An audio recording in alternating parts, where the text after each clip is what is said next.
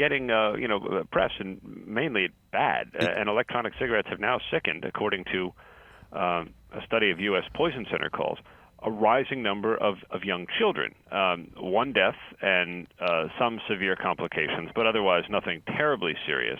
But it's Poison Center calls increasing and leading the study director to call this an epidemic. Yeah, all right. So this comes on the heels of the FDA sort of regulating it late last week. Now you have to be 18 years of age or older. What are the injuries that these kids are having smoking these e-cigarettes?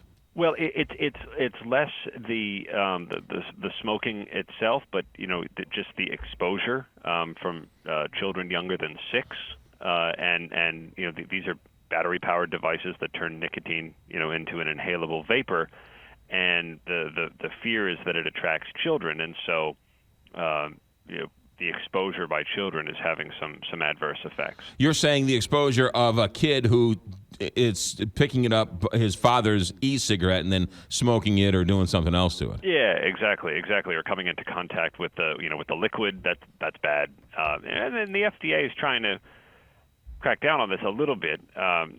With banning sales to anyone under the age of 18, and the hope there is, of course, to spare a whole generation from nicotine addiction. We've also seen stories of these e-cigarettes sort of catching on fire too. I've heard that too, but I think that there's a real question about whether this is, perhaps, the companies say it's going to hurt their business and cripple their job-creating business due to the expense of all the new regulations. But the whole idea is to try and keep people safe from this. There's no scientific evidence, according to the government officials, that e-cigarettes can help smokers quit.